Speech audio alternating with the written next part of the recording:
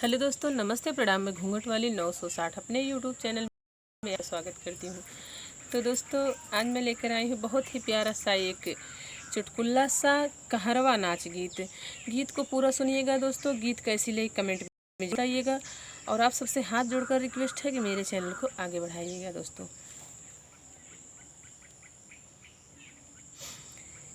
सुनिल बिनती है संवरिया हमें गढ़ाई द झूलनी। सुनिल बिनती है संवरिया हमें गढ़ाई द झूलनी।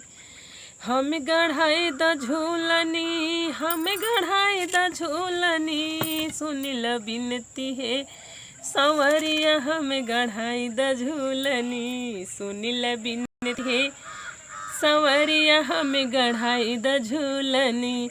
जब से अइलू हमरे घरवा रखलू झूलनी पर धियानवा व्याकुल कैलू मोर परनवा है हमारी रानिया। व्याकुल कैलू मोरे परनवा है हमारी रानिया। सुनिल बिनती है संवरिया में गढ़ाई द झूलनी। सुनिल बिनती है संवरिया हमें गढ़ाई द झूलनी।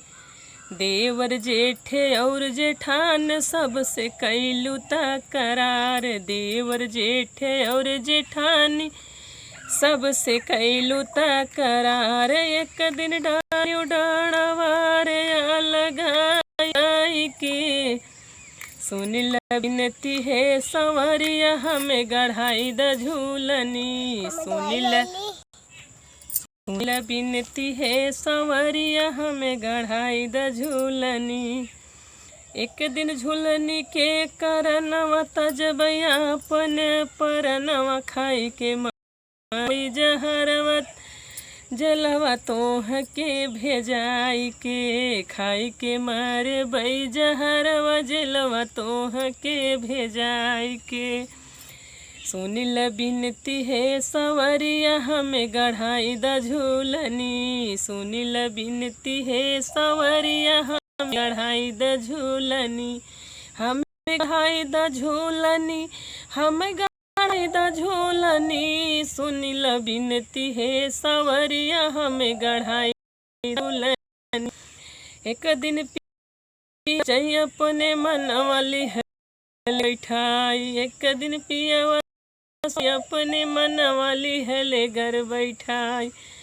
जाई सोना दुकनिया लाई झूलनी गढ़ाई। धीरे रानी के थमाई पहिर पहिर बाप के माई तू सबसे छिपाई के। पहिर पहिर बाप के माई तू सबसे छिपाई के। सुनिल बिनती है संवरिया हमके हम गढ़ाई द झूलनी। सुनिल बिनती है संवरिया हमें गढ़ाई द झूलनी।